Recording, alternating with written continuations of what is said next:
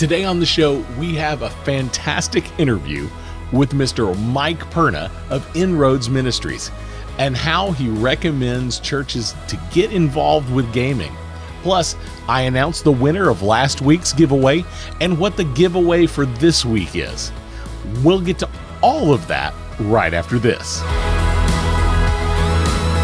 I love working with other believers who enjoy their nerdy pursuits, and plus3tocharisma.com is one of my favorites.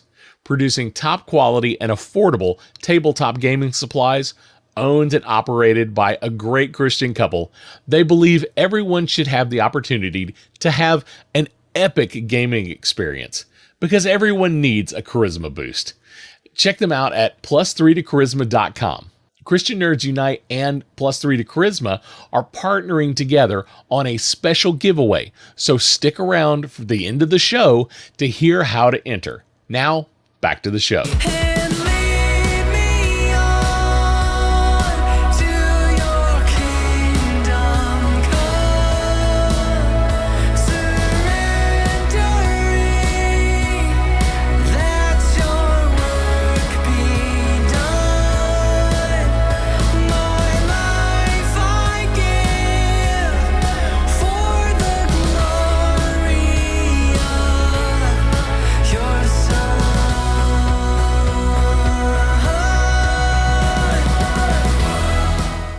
Welcome to week 2 of our 5-week series on tabletop role-playing games. And this week we have an interview with Mike Perna of Inroads Ministries. And we had a blast on the interview. To quote their website, Inroads Ministries exist to provide content and services that promote fellowship through creative play in order to empower individuals, churches, and community groups to use gaming to share the gospel and develop disciples through meaningful relationships. And but before we get to the interview, I do want to share just a couple of scriptures that came to mind when I read the description of what Inroads Ministries is really doing, especially that idea of discipleship and relationships. Matthew 28:19 through 20. Therefore, go and make disciples of all nations, baptizing them in the name of the Father, and of the Son, and of the Holy Spirit, and teaching them to obey everything I have commanded you, and surely I am with you always, to the very end of the age. And Matthew 4:19 through 20. Come, follow me, Jesus said, and I will send you out to fish for people. At once they left their nets and followed him. Now, let's get right into our interview with Mr. Mike Perna. It is great to have Mr. Mike Perna with us today of Inroads Ministries and the Barton Bible podcast and a few other things that you do as well. I've been dubbed by the people at the guys at the Geek at Arms podcast, dubbed me the Archduke of Internet Nerd Ministry. Mostly they did that because of the fact that if you travel around certain circles, I'm either on as a guest, I'm doing the thing, or I'm mentioned by one of them at some point or another. I get around. Yes, you do. And actually I ran into your name a year or so ago, maybe a little more, when I was listening to the Saving the Game podcast. Hashtag every 33. Yes. You were the guest every 33 episodes, and I'm disappointed that they disbanded the podcast. I understand why. That's I can appreciate it. Yeah, that's my thing too. Having talked to most of them since then, and specifically talked to a handful of them about that. It's one of those things where, I'm personally sad that it's not going to happen, that content's not going to be there. But if knowing what I know, and I can't divulge because it's spoken in private, knowing what I know, I would be telling them to stop if they weren't. Like, sometimes you need to just take care of yourself and you need to do what you need to do. So yes, I'm sad, but I'm not personal friends with any of them. I don't know all the ins and outs. I was disappointed because I had finally just started getting into their podcast and then it ended. So I decided to go back and listen to all of them. So I managed to hear all of your episodes, every 33, as you say. and I really enjoyed hearing about what you were doing. And I'm working on this series of episodes specifically about role playing and how that works and what it's like and Hmm. how Christians should be or could be involved in that. And I know that's part of what Inroads does. Can you tell me a little bit more about Inroads and kind of what it is? The overall of the organization is that we are a 501c3 organization. We're a nonprofit Mhm. that works with church and community groups to help them build relationships that demonstrate the love of God across the gaming table. So that's board games, that's tabletop pen and paper role playing games. And at this point, all the variations thereon, because it's getting harder and harder to make hard lines between these things, because it's like what constitutes this type of game versus another type of game is Mhm. designers are doing awesome things, and it's just making categorization harder. But that's a lot of what we end up doing. Our goal is often like we'll run events ourselves. We do go to conventions ourselves, but ultimately our goal is to provide articles, materials, training, as it were, mostly consultation because of geographical reasons. Mhm. But when it's possible, we actually go and do trainings and just help churches primarily, and again, community groups too, especially libraries. We love working with libraries on how to use this stuff to impact their communities, because there's something that's absolutely beautiful that happens when you play games together, when you play it all together, but especially when you play games together. You see a lot about yourself, about the other people at the table, and yeah, it's just an amazing thing that God has continued to do just really cool stuff with over the years. Well, talk to me a little bit about that. So, if you were talking to a church for the first time, and let's say they've got a couple people who are into role playing games, Mm-hmm. they've done some things, or they're into board games because you guys do some of both, correct? We do as much as possible in both realms. Yes. Okay, so they have some people that have some interest, and those people want to do something more than just hang out with some of their friends and play games. They want to be more involved. Where would you recommend they start? What kind of things do you talk to them about?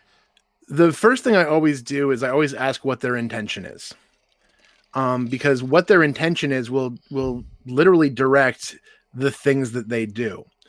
Hmm. Sometimes it is just we want to increase fellowship, have our people experience Sabbath because they're all just stressed out and just going nuts. In that case, I'm like, literally, you don't need to do anything more. You are doing the thing to accomplish that goal.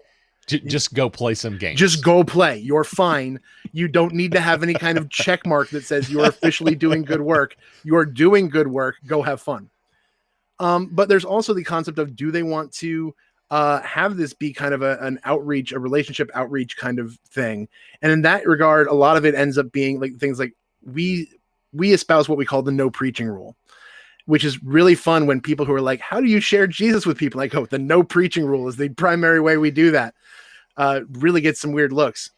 But the no preaching rule was one of the first things we established as a ministry. And we're like, we've all been to those events where it's like, come see this sports person who's also going to spend 20 minutes talking about Jesus and nothing about sports. Come play these games. But in the middle of it, we're going to tell you to stop climbing on that cool inflatable, slide, because we want you to hear about Jesus for 20 minutes. Come do X. And in very fine print, we're going to also have 20 minutes of Jesus. And that turns the gospel into a timeshare sales pitch, and where you're tricking people to hear about Jesus. And Mm. I mean, It can feel kind of a little bit like a bait and switch. it feels super bait and switch. We've come to an age, at least here in the US, which is where we are primarily. We've come to an age where people haven't not heard the story of Jesus. Like, I'm sure there are people out there who might have not heard it, but I'm pretty sure most people have heard it. What the problem is that they've heard it poorly, or Yes. they've heard it as a sales pitch, or Mm. something like that. And so what we find is a lot of people who don't know Jesus come to our events thinking that we're going to do the sales pitch, thinking they're going to get hit over the head with Jesus, thinking that they're going to be welcomed up until the point where they say something contrary to what we would hold as our beliefs, and then we're going to want them out and gone. And they come with a lot of bad baggage from what's happened to them in the past. And so we're like, no, dude, like, we told you we're just here to play games. We literally just want to play games with you. And the big important thing there, because I get people who hear me say that and they get very upset with me that, like, how do you not get to the gospel? And I'm like, I want them to know God. And yes, that is, making that profession of faith. I do want them to know. If I believe what I believe, I do. Of course, I want them to get to that. But I want them to see it as an outpouring of who I am, what I know, who I know. And I don't want it to feel like I'm just listening to what you're saying to get to the Jesus moment. I want them to feel listened to, heard, seen as part of an understanding that they are an image bearer of God, and, that Christ died for them too. I want them to see what knowing God has meant to me, rather than just getting them to Jesus. And so that's why we don't manufacture God moments. But if God is really sovereign, we don't feel we have to manufacture it. If we're honestly sharing about our life, and our life is found in Jesus, then we don't have to put him there. He's there. And absolutely. And we're not the kind of person who says that you don't need to use words to share Jesus. You do. You do need to eventually get to words. But again, those words can come from a very natural place. Yes. Those words can be like you can come to game night and be like, man, I'm really not feeling it. I'm really struggling. I've been praying hard, but I'm just not getting an answer, and I don't get it. Like, that is a very natural expression. That's or maybe you can just like I feel really like God really answered this prayer. I've been looking for this for a while. But these are all natural expressions. These are not, I'm trying to convince you that God is real. This is me saying, I know God is real. I am seeing this in my life, or I'm struggling with this, or something is changing and is becoming awesome, or it's just there in my existence. So that's why I say, go about this to play and to get to know people, if that's your goal. Let God be God. You don't have to manufacture it. And what you find out when you let God be God is that sometimes God's going to be like, no, you need to tell them about me right now. Yes. Sometimes that's happened. I've had that moment where I'm talking to somebody and God's like, seriously, you need to tell them, like, right now. Like, I brought him here for this, do this.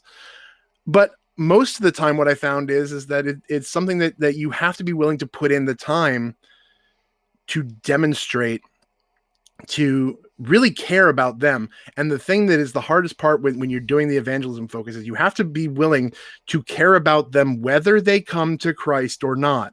Yes. That you have to go into this understanding that my job is care and embodying Christ to this person. Let God handle the rest. And then the other aspect of what we do is that sometimes people come to us with discipleship, and they want that to be a part of this. Mm-hmm. And even then, if that's the goal, you're already talking with people who love God and want to know God deeper.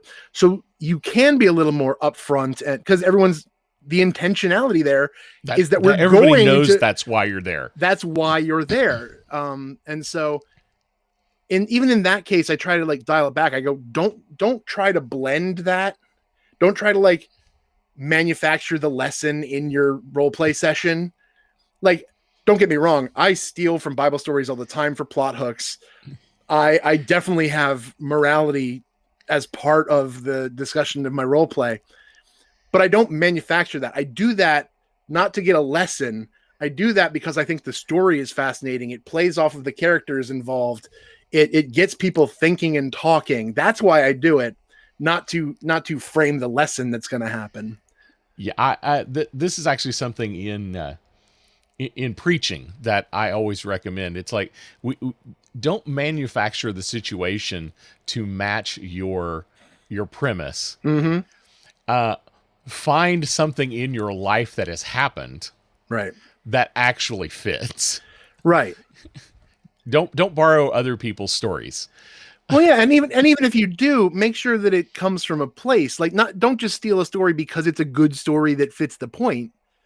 Like, do that because that story hit you and impacted you, Yes. and you're speaking from that story, not just to give the role playing thing. It's a difference between somebody who literally just reads word for word the box text in the module versus somebody who has seen that box text, takes what that box text is saying, fits it to the characters and the situation that they're in. That's the difference. You can just read that and you go, that was nice. Or it could really take that and let it be something and roll around in your head, really asking God what that is, and then have it flow out of you after it's been through you. Whole different ballgame. Well, talk to me. How did you get involved in role playing games specifically?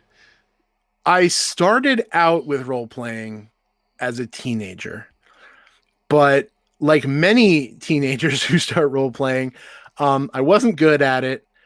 I vaguely remember it. It was a small group and we barely did anything properly. Like I've read the rules for second edition and 3.5 and the stuff that I did when I was a teenager. And I'm like, man, we didn't do any of this. Because I don't know if you know this, those books can be expensive. Absolutely. And Absolutely. so what happens then, and what I still tell people to try and do now, one person buys the books and y'all just throw money at that one person to cover the expense of the books. So a lot of us were just playing going, okay, sure, that's the rule, let's do that. I to really get into role playing as I got in earnest and really built off of that to where I am now, which is not even neck deep. We're completely under the water here.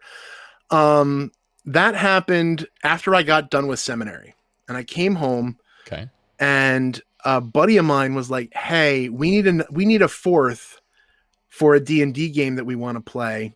You know some of the people playing, you don't know some of the other guys, but we'd really like it if you came in and played." And I said, "Okay." And then proceeded to play with those guys for the next 10 years. Wow. Many of those guys who got married while we were playing that, I performed their wedding.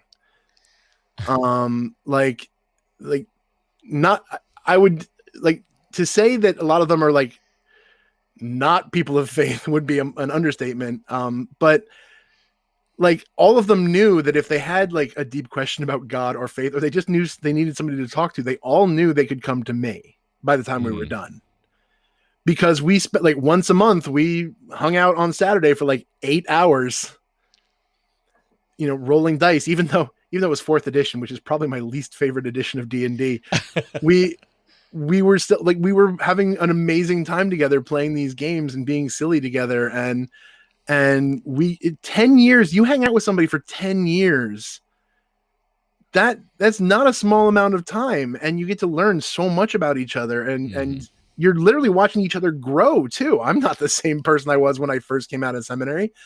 So, we're growing together. We're experiencing these things together because if there's one thing that I'll tell people is that the reason that you do this stuff at the table is because of all the benefits that happen when you leave that table. Yeah, the games are awesome. Board games, role-playing games. I have a bookshelf full of role-playing game books. I have number of bookshelves full of board games.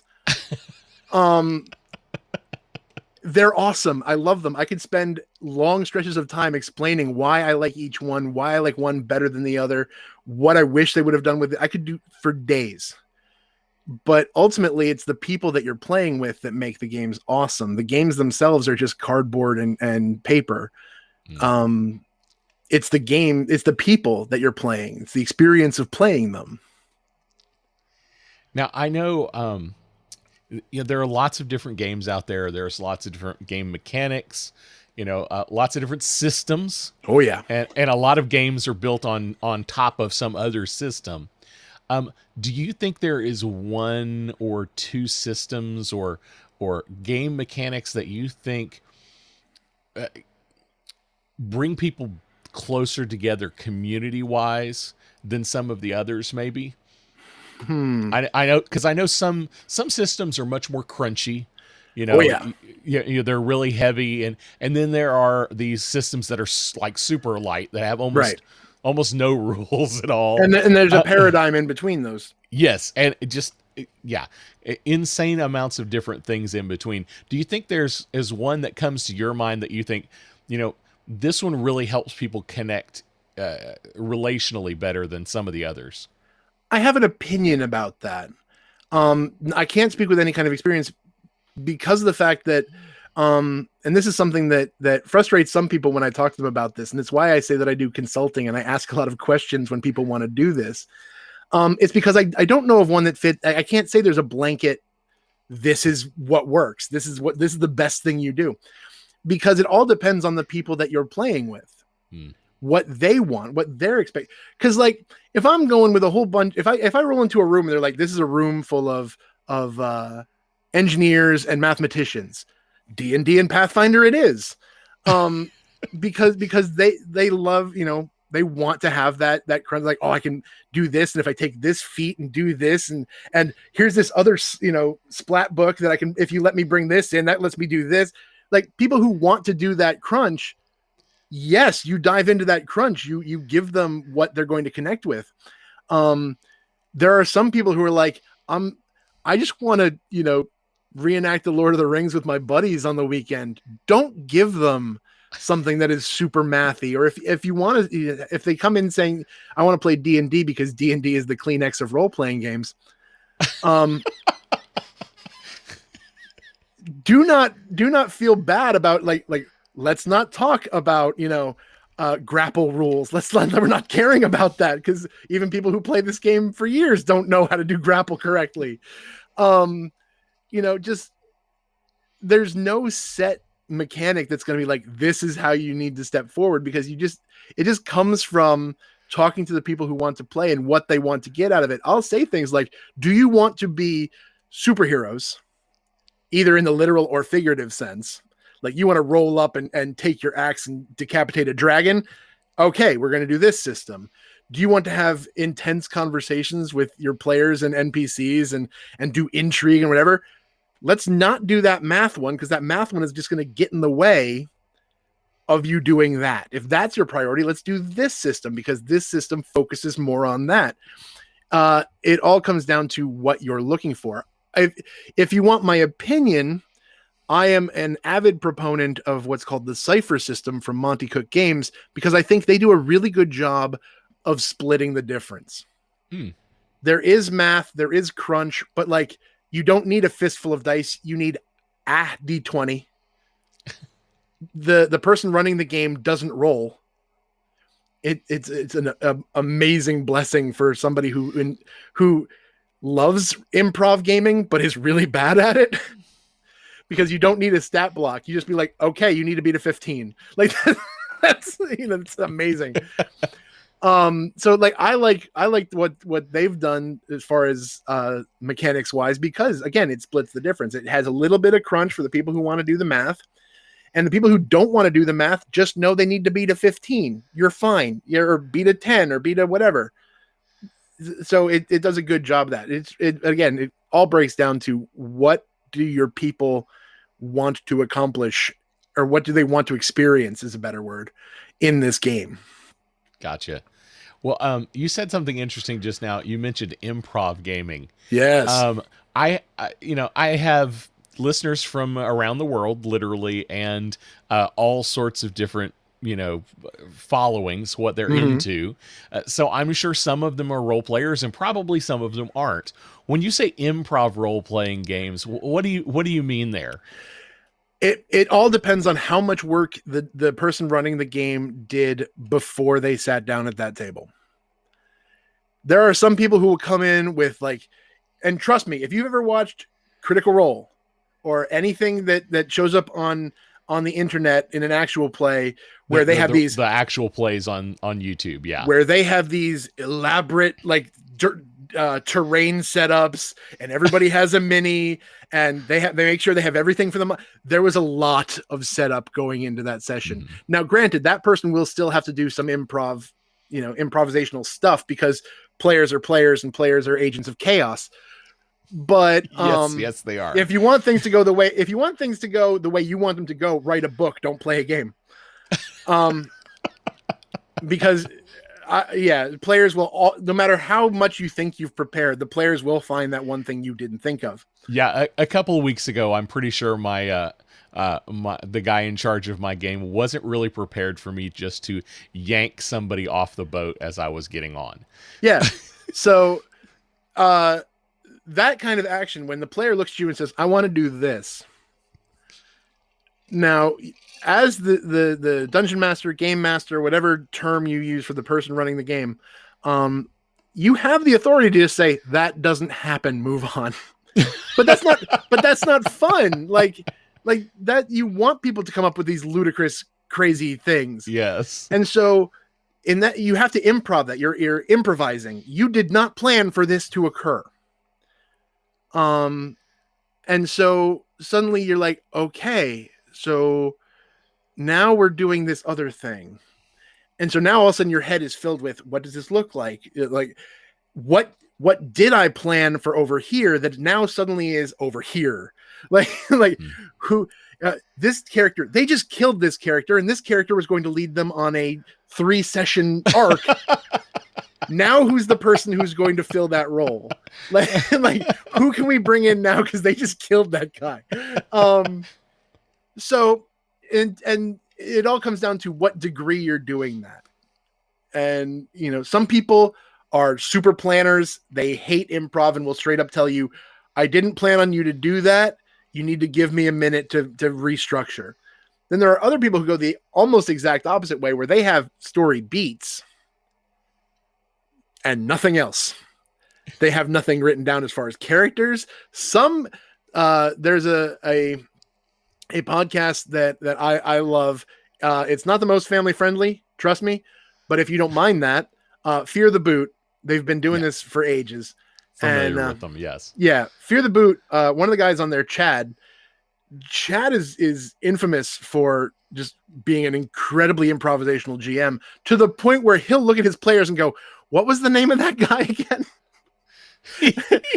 Or he will strictly just not even care about this stuff, and he'll be honest about it. He's like, yeah, you do this because I can't be asked to remember what the name of that place, or what that was, how many the stats on that guy, or whatever.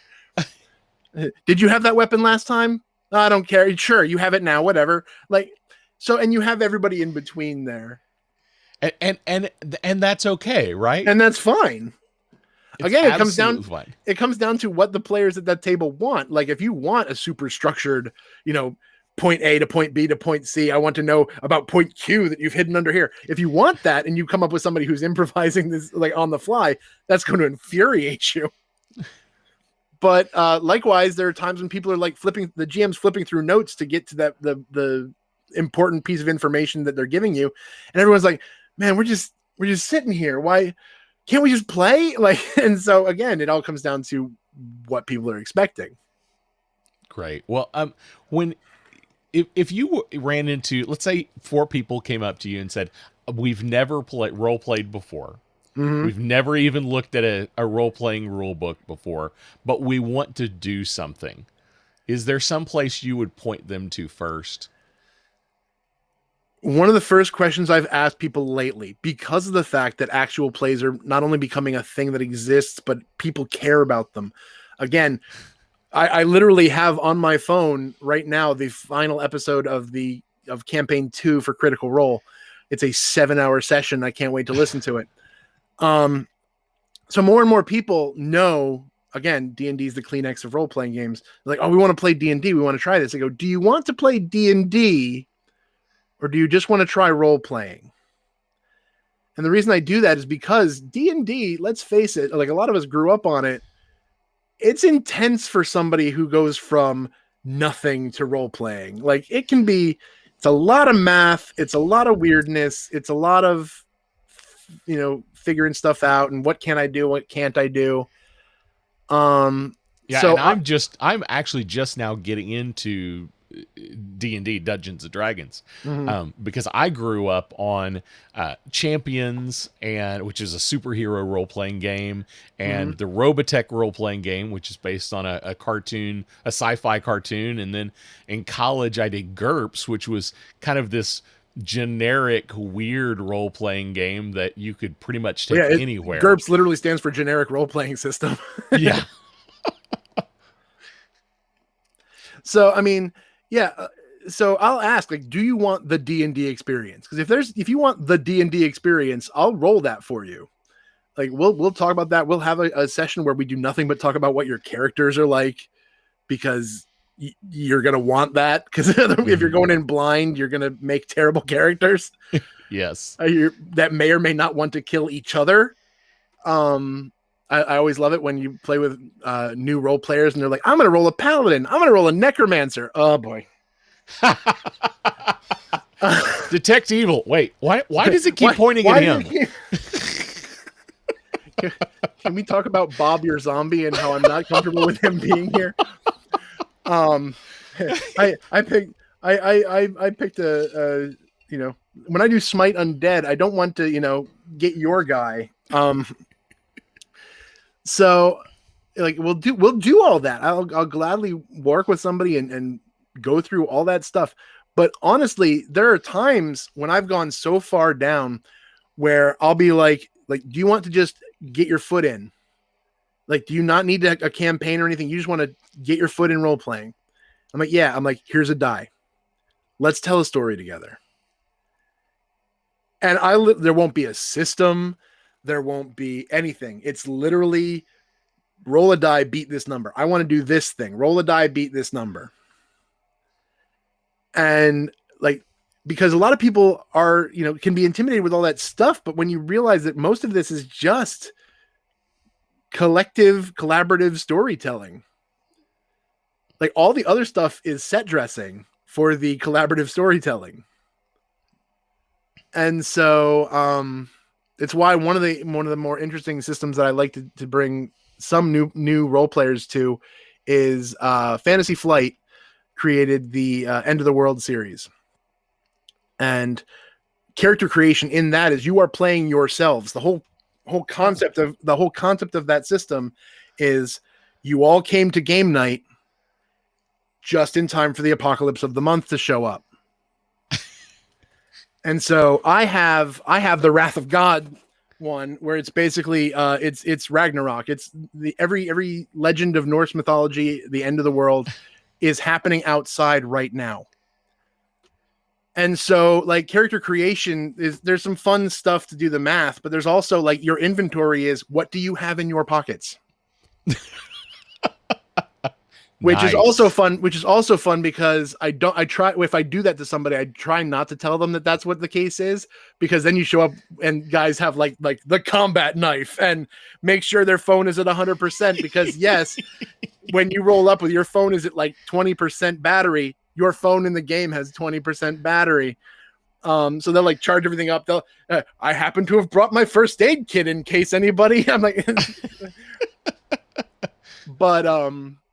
but yeah, and so it's a lot of fun just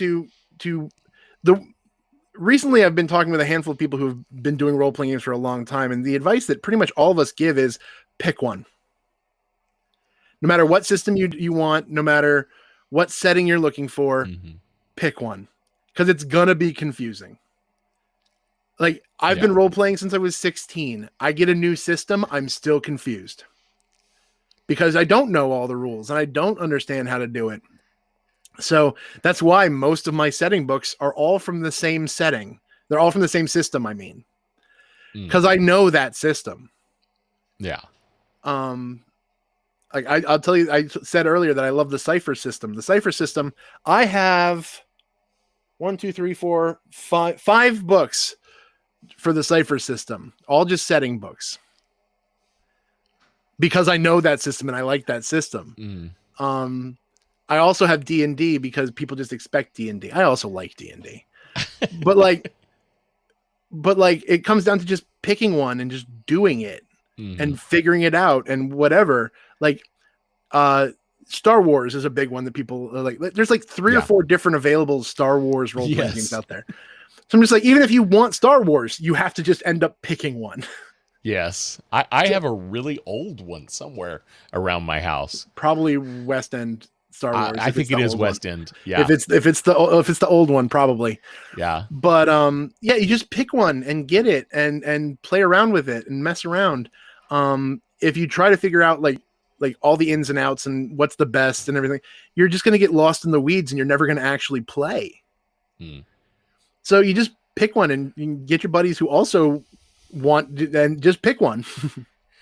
So if you're in a situation and you go, I'm not sure what the rule is for this, what do you do?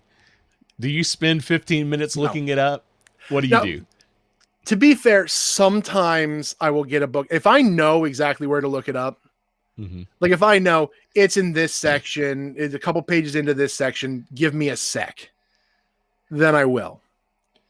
But if it's like, man, where's that again? There have been many times where I've just been like, it's this. I don't care. It's like pronouncing an odd name in the Bible. Say it with confidence. Say it with confidence. It's this. You can be horribly wrong, but just roll with it. Like in this moment, in this time and place, it is this, and as long as we're in this time and place, it's this. Well, it's been great talking to you. Before we wrap up, let me ask you a couple of real quick questions. Absolutely. Number one, what is your favorite system to play personally? The Cypher system from Monte Cook Games. Okay. Particularly, there are still some books that a dear friend of mine got me via Kickstarter because I kept saying, "Oh, it's so pretty," but I couldn't afford it. So, but that also means I haven't gotten a table to play those games yet. Like there's one that's called We're All Mad Here. It's a fairy tale version of the Cypher system, and I can't wait. But the setting that I've had the most experience with in the Cypher system is called Numenera. And the whole concept of Numenera is it's Earth, like our Earth, but 1 billion years in the future. And the whole concept is that is the 9th world. We are the first world. There have been 9 entire civilizations that have risen and fallen to get to where they are now. Not all of them human. And so you're talking about the old phrase, I want to say it was Arthur C. Clarke who said it. I can't remember. One of those big names of science fiction said that technology will advance so far that it will eventually become magic. Yes. That's what you're experiencing in Numenera. Gotcha. And some people are better at using the technology. Some people aren't. Some people just hit things. But but the thing I love about Numenera is it's not as tied down to class. So there are really just 3 classes. And it's basically the strong person, the smart person, and the person who can do a little bit of everything. But even then, you can make a smart, strong person. The glaive is the kind of warrior person. You can make that. You can build that person where their statistics are very much intellect driven and still make a viable character. So like I love playing with that. I love writing in that world. It's fun. I have a habit of using my favorite, my pocket favorite thing that they created, which is called the Iron Wind. The Iron Wind is something that exists. It is a bunch of nanomachines that have gone mad.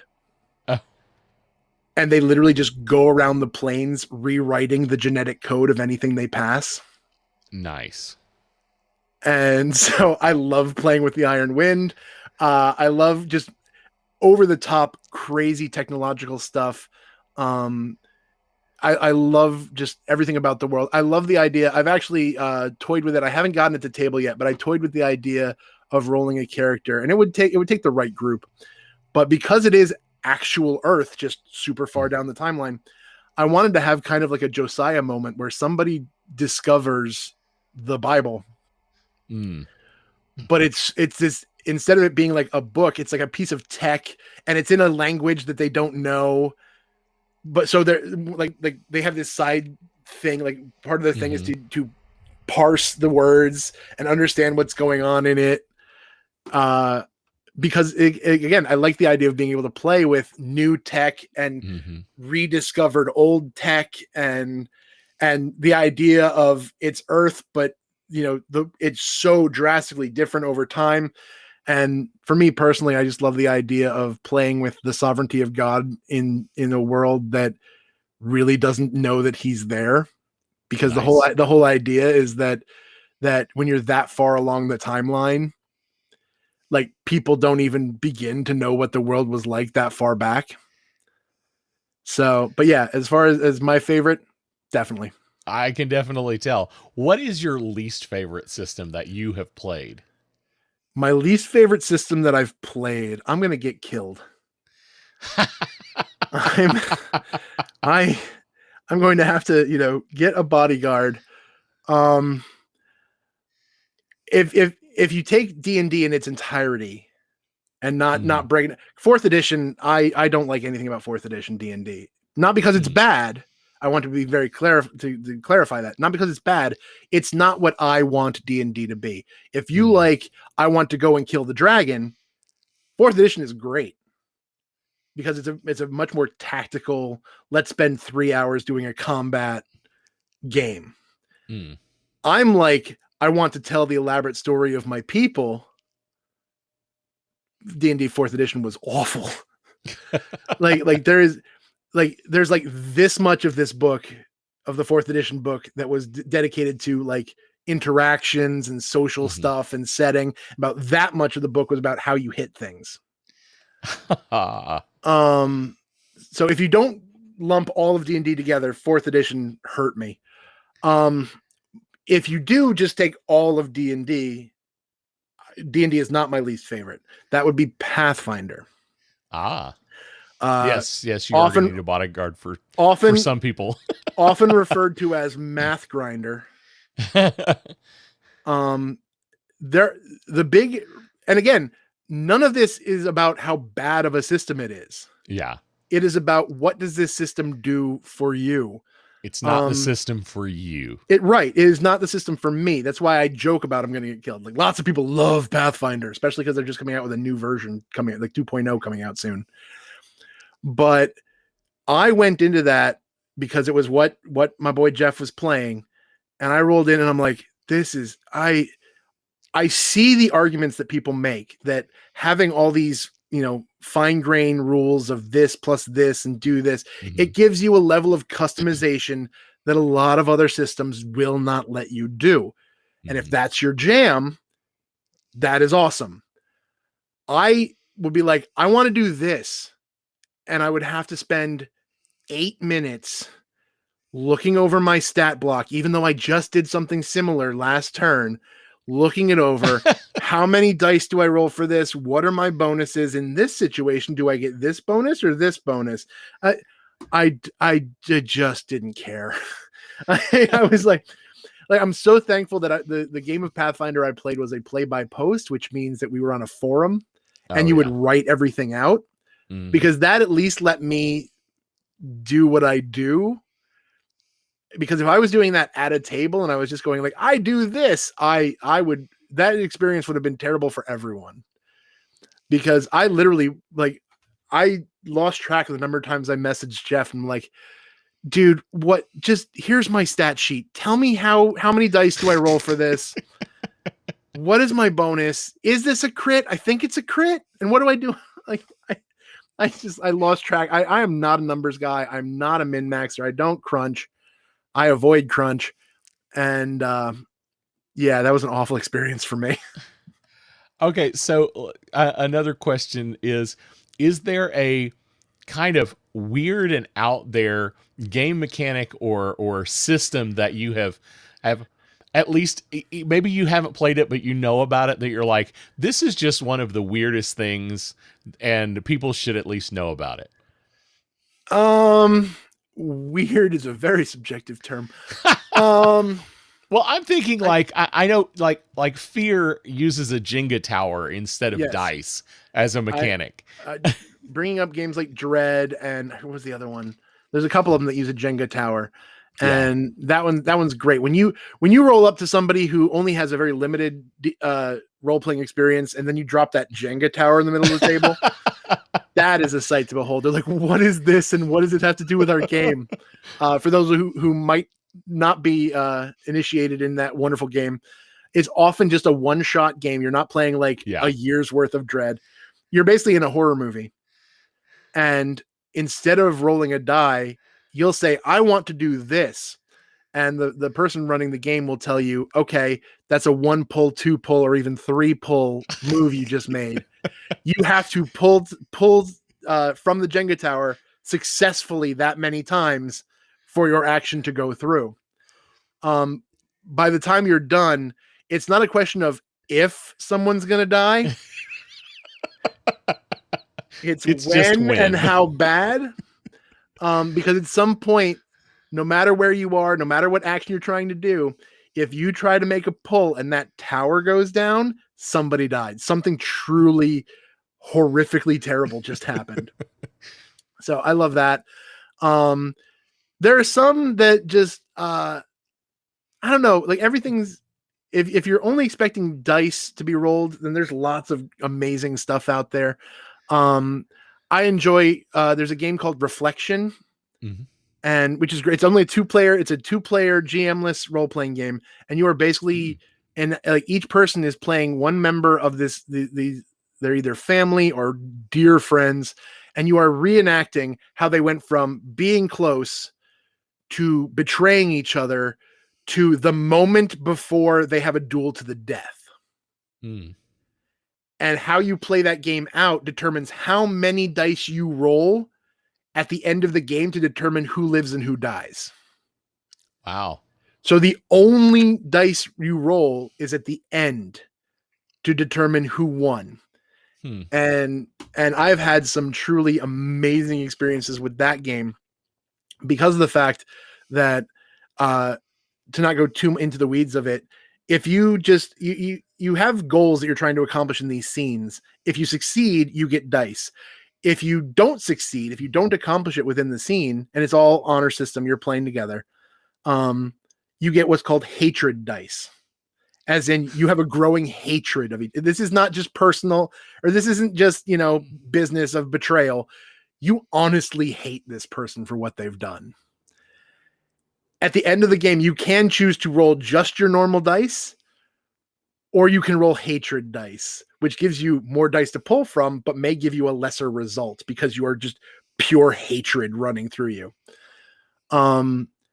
The best time that I ever had with that game, and it's intense. It's not for everybody. The best time was I looked up, because the person I was playing with asked, like, what happens if you roll a tie? And I'm like, well, you have to roll the same number and the same number of that number. There is mechanics for that, but who's going to do that? The likelihood that that's going to happen is so rare. And we got to the end. It was a general's son and his adopted son, basically, like his second in command, who became like an adopted son. We rolled the same. I think it was like 3 6s for both of us. Ow. And I'm like, we both died. And there's also it's fun in that game because there's like ritual to it, because you create like what happened at the scene. And that literally, the setting that we had for that final, like right before we do the duel, we were actually standing over the grave of this man who was our father. And it came to blows, and we both ended up dying. We had this image of these two men who were there to seeking the honor and approval of their father, who is dead now. And instead of fighting for his honor, both his sons were dead and their blood was on the grave. And the crazy thing is that when you're playing this, it says that whoever dies, you have to take their character sheet and rip it in half and hand it to the other person, saying they have successfully beaten you. So we had this moment where both of us were just like real slow, ripped those character sheets and just laid it on the table. And we were silent for like 20 minutes after that, because it was just so intense and crazy. Wow. So like, I love that stuff. There's a game that's inspired by a movie that was important for my teenage years. The name of the game is Damn the Man, Save the Music. If you've ever seen the movie Empire Records. Okay, I'm familiar with it, yeah. It's basically Empire Records, the role-playing game. It requires you to create a set list. Nice. You have to create a set list for your character. Oh my goodness. So people are doing crazy things. I literally just backed a Kickstarter from a guy who I've followed a lot of his stuff. He used to be a podcaster. Now he's designing games. He's a teacher. Travis Hill. He actually has a company called Presspot Games. It's all like zine stuff. So it's all like, black and white, whatever. I can't remember the exact name of it. It's like This World Is Not Yours or something like that. It's a game where one person is playing the family and the generations of this family that live in the house, and the other person is playing the house. Nice. He pitched that on Twitter, half joking, half serious. And I'm like, Travis, if you make this, I am backing day one. Like, I don't know what that looks like. I don't know what the mechanisms look like. If you tell me I'm going to play as the house, I want to do that. I don't know what that looks fun. Like. That actually does sound fun. Yeah, and then there's also a lot of people who are doing crazy stuff with solo role-playing games. I want to remember the one that was from there's some board game reviewers called Shut Up and Sit Down. They're out of England, and they did a whole thing of solo games. And one of them is it's the 1,000-Year-Old Vampire. And you are literally telling the story. It's a book, and you're basically, the whole concept is that you are writing the journal of this 1,000-year-old vampire. But not only is that in and of itself fun, but like you live so long, you start forgetting stuff. And so you literally go back and like redact prior entries because you have forgotten the truths of what that was in the past. You've forgotten it. Nice. Like, and you do some terrible things in them. Like, yeah. Especially if you get into indie role-playing games, people are doing people are doing just crazy stuff, and I love to see it. Very cool. Well, I know that you have to leave here in just a minute, so tell us where we can find Mike Perna and what we need to check out. The vast majority of everything is at inroadsministries.com. That's INN roadsministries.com, because we leaned heavily into the trope that whether you've played a role-playing game in video games or on paper, at some point you go to the inn to meet the mysterious stranger by the fireplace who's going to give you a quest. Tolkien did it, and it was everybody else has too. So we leaned heavily into that trope. You can find pretty much everything there. We have a Facebook group, which recently had a name change because we used to just call it The Tavern. But the problem with calling it The Tavern is that everybody who has a local bar called The Tavern tried to be part of our Facebook group. And it was just giving the admins a headache that even though we have a question that says, do you realize this is a a board game and role-playing game group and not an actual bar, they would say yes. And then they'd be like, oh yeah, I really love the fried chicken or whatever. I'm like, so we eventually called it the Wandering Bard Tavern. That's on Facebook. We also have a handful of podcasts in various forms. Like I said, mine that is currently running, I literally just released the newest one yesterday. It's the Barton Bible. It's the weirdest Christian devotional you're ever going to experience, because it takes place in my fantasy world. I have a lot of fun doing that, and it's both. To give the short version, there's a intro where it's like you're literally talking to like the dwarf bard version of me that welcomes you into the tavern called the Barton Bible. It relates somehow to what we're doing, and then I look at a piece of scripture, and I specifically do what I referred to as a narrative hermeneutic. I'm literally just reading it as it's a story. I'm pulling application. I'm doing that stuff, but I'm not going with the intention of making application, because I've discovered that a lot of times scripture, the application there is just God saying, I want you to know who I am more after reading this than before. Yeah. And so I don't go in with the cute devotional thought of like, what can I do to encourage you today? I'm literally like, this is what this text is. And so it's led to some really interesting moments, Letting the Bible speak for what it is. Yeah. And it's amazing what happens when you do that. Yep. Totally agree. Yeah. So that right now I asked my patrons what book I should go. I wanted to go story by story through a book, and my patrons love me and hate me because the vote came back. We want you to go through the book of Genesis. So I'm like y'all realize it's going to take me a while, right? But so I just released chapter 13 of Genesis, and super looking forward to the next episode where I have to talk about Sodom and Gomorrah. Really looking forward to that.